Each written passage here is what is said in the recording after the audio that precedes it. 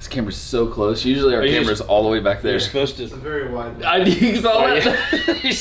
That is it. You're supposed to.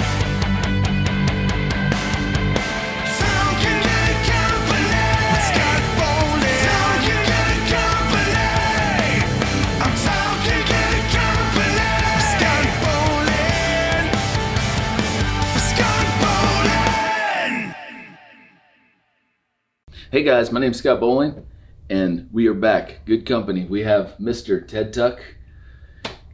Glad to be. Oh yeah. Glad to be here. Yeah, do the COVID. whole, and then chain it, lock it. Yeah, I should have just took your temperature, right? Oh, you got to blow it up at the end, right? Blow it there. Yeah. That's the COVID. That's new COVID. New COVID handshake. I like it. I think we just. We'll just make the whole conversation about that. Yeah. I think we just created it. Just Yeah. now. Yeah. So now. Yeah. Or, yeah. I think we get it. Dude, Ted, you've been teaching guitar lessons forever. I know, it seems that way, doesn't it? My family I came here in '94. I was 14 years old, and I bought a guitar at Lancaster's. And you taught me how to play. Or, I mean, you gave me lessons. It's my pleasure. How long did you Pro Music? When did Pro Music start? Okay, so the whole trip is that I think originally it was Georgia Music and Book Center. It was on Brownsbridge Road. And also Larry Daniels Music was on Brownsbridge Road at the time. Oh, it was really? a long time ago. And then Daryl Wiley, who owns J&J Foods, he was the owner of Georgia Music and Book Center. But it was just kind of like a, piano, a lot of music books and sheet music and all that kind of stuff. And so then they got involved with George Voorhees and, excuse me, Alan Myers. Yeah. And they bought it out from Daryl, and then they turned it into more of the rock and roll kind of thing and started adding the drum kits and the cool guitars and all that kind of stuff. And then I started teaching then for them. What year, what time frame is man, this has got to be like 87, 88, something like that. Wow. It's a long time ago, yeah. Was that your first time teaching? 87? I had taught some private lessons prior to that at the house and stuff, but at that time it was much better to go have a space. Yeah. Because it kind of was creepy, You had somebody come to your house and take them downstairs in the basement. So I thought, professionalism. Might want to go a little different direction, right? So then that moved. They moved it. I think George and Alan parted ways, and then Alan owned it, and then Alan moved it to the square to the Main Street Market building. Okay. So it's been there that long, around that long, and then in 2001, 2001, I bought it, and it became Ted's Pro Music. Okay, so when you bought it, it actually moved, right? I moved it over there to John Morrow Parkway and all that. Wow, yeah. Tried to set it up, and we had a good lesson program, and we had some cool guitars and some rare stuff, and a lot of fun adventures. So, kind of before Ted's Pro Music, when did you first start playing guitar? I started playing guitar when I was like 7 years old. Wow. Yeah. Did you have family that was playing? Or was this you? No, my dad, he, at that time, he thought music was something you listen to when you go to the dentist. You know what I mean? So he wasn't a real big proponent of the music. But my mom was creative and artistic, and so she always supported that kind of stuff, the arts and things. But I think we were living in New Orleans then, and I didn't know that. And so I would be inspired by the street musicians. My mom would take me down to the parks and in the city in New Orleans, and see guys on the sidewalk ripping it and singing, and then you get to see those traditional funerals, where they somberly march down the street and they dance back playing Dixieland or whatever. That's pretty cool. Yeah. Well, so what was the first? What was the first guitar that did your mom buy you? Or your All right, so I had borrowed a neighbor's. I think it was a red, white, and blue Buck Owens acoustic guitar. Wow. Yeah, it was pretty. And I didn't know how to tune it. I was messing with it, and I thought, well, this is going to take some time because you got to relearn everything because the tuning was never, everything you kind of figured out the day before. I had to go refigure it out again. And so she gave me Yamaha music school lessons, and I was in this class with these young kids, and they all had these brand new, nice Yamahas, and I had this old Buck Owens guitar in here, and we're going to pick us one, whatever. Yeah. And so eventually when they found out, my mom, saw that I was really serious about it, she went down and she tried to buy a Peavey guitar from Ken Stanton Music in Marietta, but I didn't want that. I wanted my buddy's Clay Christopherson lived down the street, and I wanted his guitar, which was like this I think it was kind of like a Tiesco Del Rey. Okay. Japanese with one magnetic giant pickup in the middle, and I just thought it was the coolest. Yeah. So Did you get it? Yeah, that and a used amp. I got it for Christmas. Yeah. Do you still have it? I don't. I wish I did, but you know, when you're younger and you got gear and you trade, and you don't think about maybe the value of what you're gonna. So later on, what were your like early bands? I mean, did you have some like high school? You know, did you play the? Yeah. Oh yeah. Like just like the pool parties. Oh yeah, yeah. Garages. That's cool. Know. Did you have any kind of serious band? I mean, I played a band one time with John Harper and Greg Nix, and we were a 3-piece metal band. Cool. And we played like Dokken, and we played like Rat. And that's skills, dude. We played 3-piece Motley Crue, Ozzy. Was that your like influences, like this kind of bands? Well, when I was a kid, man, you know, I had a good ear, but my mom kept me in lessons with other really good guitar players, and so yeah, my first influences was things like, you know, Jimi Hendrix was a big one, and then like, you know, like Randy Rhoads, Eddie Van Halen, all that old trip, you know, 70s guitar heroes, man. But I just love guitar players in general, so I just kind of really loved so many. There's too many to really list. But yeah. Anyway, so yeah, I started like early metal. You know, I had long hair as a kid. And so you had like, okay, when I met you, you had dreads and stuff. When did you get these dreads? Because you had the long hair. All right, so right around the time period where I moved to Virginia Beach in Norfolk, I lived there for many years, and then I played in a band. I'd just gotten out of Berklee College of Music, and I played with a group of guys from there. And we used to live in this Andy, he's gonna kill me, Andy Payne's house. It was on the bay in Virginia Beach, and we all lived in one room. Yeah. Together. Like we would travel to Norfolk and go to this warehouse and rehearse. And his parents were like, as long as you guys are working, you know, we can keep this thing. They were supportive, you know. So that's kind of when it started. I started meeting some different folks, and I met a couple guys. One guy's name was Vinny Vision, another guy's name was Ron I, and they were Rastafarian musicians. Vinny Vision, that's good. Yeah, and I would travel to Hampton, Virginia to go play with those guys, and they kind of turned me on to Bad Brains and all that kind of stuff, you know. And so it turns out that if you go to the ocean and you get your hair wet, it's long, and if you don't comb it, the ocean water helps get it all sticky, and then you have to have somebody come and separate it, kind of, in the dreadlocks, you know. And you don't want ratty, you know, you don't walk around like a bush on your head, you know. But so you get that far with it, you start kind of separate them, and then it kind of looks like you got dreads. Yeah, it's cool. We used to wrap beads and string in them and all that kind of stuff. Really? When you have dreads, like, what's the process? Did you wash them and stuff? Or yeah. I mean, once they were dreaded up, it's just it's nice. You can keep it clean. It's not like not like they're, you know. Ticks loved it. No, I'm just kidding. Oh, okay. So when yeah, that's good. I'll tell you a true story. I had a Honda Escort, and my dreads were really long at the time, and I used to always get out of the car in a hurry because I was late. So, like Johnny Summers is, you know? Yes. Sorry, Johnny. Kidding. But anyway, so the door would open, and I'd jump out. And when I jump out, I'd slam the door, and my dread would get caught in the door. And I'd be like, trying to reach back with the key to try to unlock the door.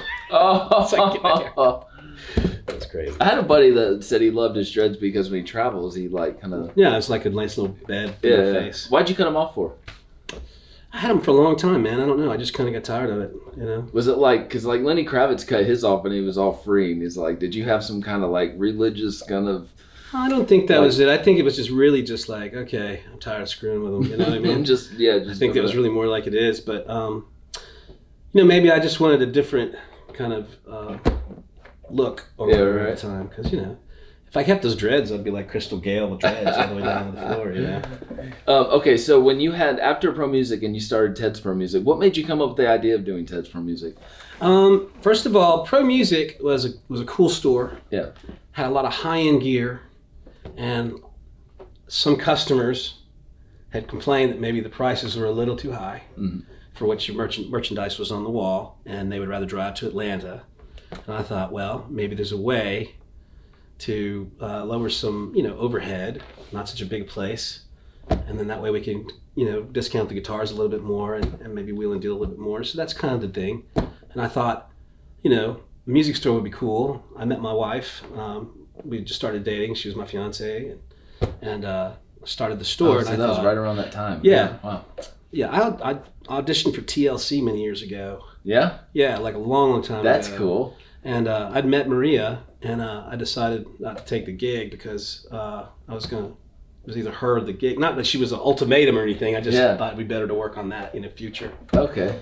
So the store was all part of that, trying to create a life and the whole thing. And plus, I knew about guitars, so I loved it. Yeah, I thought it was cool, man. How long was Ted for Music around? I had it 10 years, and then 10 years. Wow. Yeah, about 10 years, and then in 2008 when the market got really bad, it was just really it was really hard to sell guitars to people who knew I had any money, and there was a big war going on, and a lot of those cats were landscapers and house builders, and the housing market was dying, and so I didn't have that kind of income coming in. It was really strange because we would be doing really well, and then it was like a ghost town, and I was just like, this is weird, There's nobody here. Where's, no one's buying a string or a pick. So.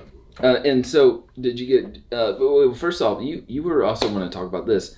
The band you were in, King. What was your band called? King Daddy Polecats. Yes. Yeah. When did you guys form? Okay, so we used to go to Nashville for NAMM shows, and you go to Broadway, Broad Street up there, Broadway, and you go see all these bands that are chicken picking and playing old country music and swing and all that up there, and fantastic musicians and great players. Many friends I still have doing that right now, and so that was kind of an inspiration. I thought, man, we could take this back to like Atlanta or where, because nobody was really doing it, and so that's when we formed the trio, and I brought the guys up, and they got the idea of what we were doing, and so we got the whole suits and the stand-up bass and did the whole and rehearsed, and then we got really popular at a club called Rhythm and Brews. That's not bad. It's Recess now. Oh, I forgot about that name. Yeah. So we played there like every Friday and Saturday night for like a year and a half. Little three-piece. That was cool. Packed, and we acted like we were hillbillies, Didn't you have like an accident when didn't you fall or something or something? Oh yeah. I was playing a party in Buford on a lake.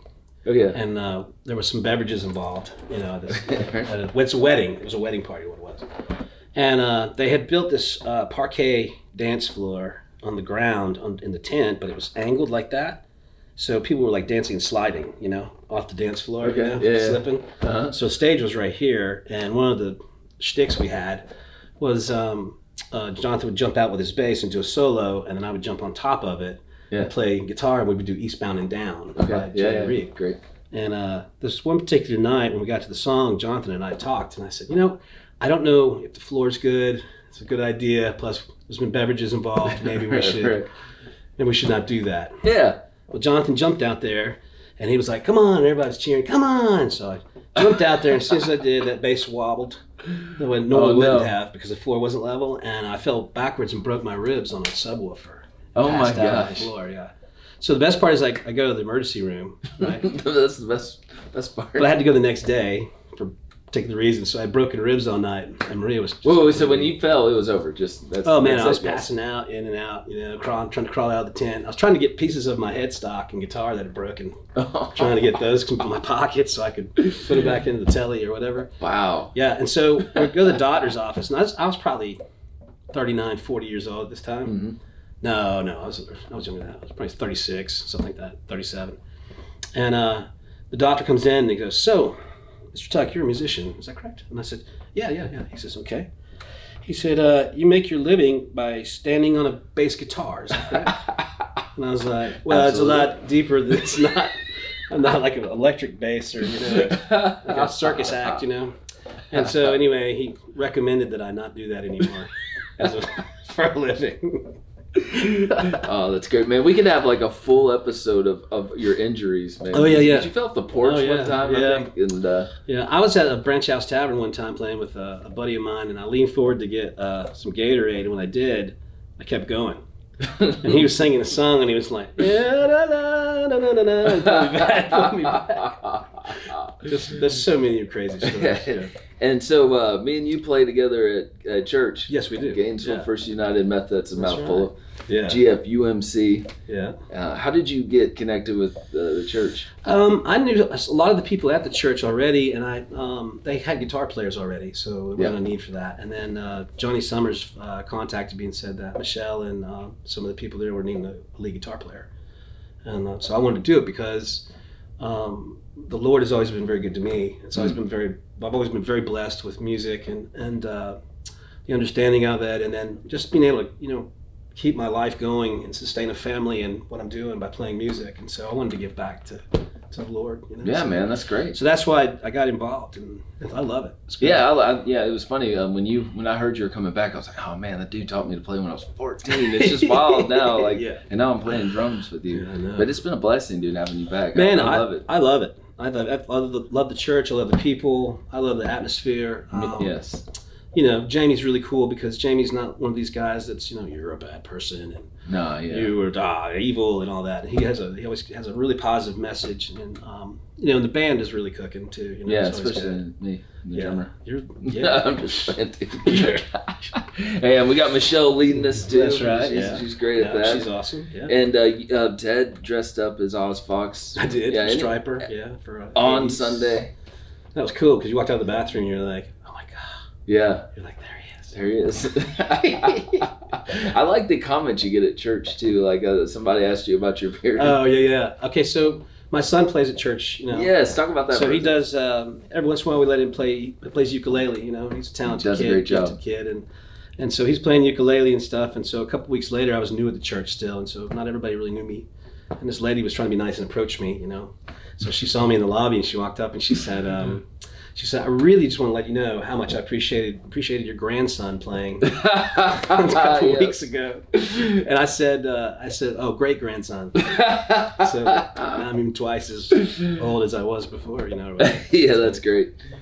And your wife sings too, man. Yeah, Maria's very talented. Yeah, I've heard her sing some backup vocals and stuff. And you guys do great together. She got she has a degree in opera. Really? I mean, in general music education and opera. She studied opera at Brenau, and then she sings with us. But she can go like, you know, Loretta Lynn to you know, diverse. Man. Yeah, all over Ella Fitzgerald or whatever. You know. Can you talk real fast? Like, how did you guys meet, you and her?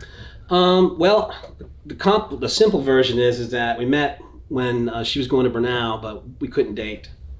Without getting into too many details about that, because we ended up meeting again in 1998 when I had Pro Music, and she came in with her sister who was then going to Brenau, and we met. And she recognized me, and unfortunately I didn't recognize her because I was really mature prior to that. And, you know.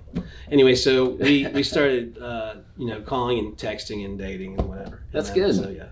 I mean, you guys have been together for a long 21 years. Yeah. No, that's amazing. Yeah. I still remember walking across the parking lot. She was real, you know, I was like, hey, that's nice. Anyway, she's gonna kill me for saying that. Yeah, and one day, me and you are gonna start our Striper cover band. Yeah. We had some names for it. Sweetness. I like that. Actually, we were gonna do Striper. Like the fish. Yeah. Yes. And dress up in, like, you know, wear fins and stuff.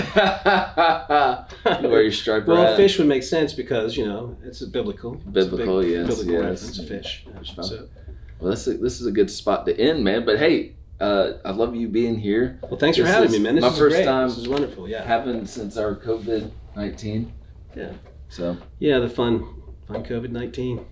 And man, I know we gotta do this. We just gotta, you know. Oh, yeah, we gotta do the hug. Uh-huh. There you go. Yeah. There you go. Kiss. Yeah. Thanks for having me, man. Thanks, brother. Right, there you go. Yeah.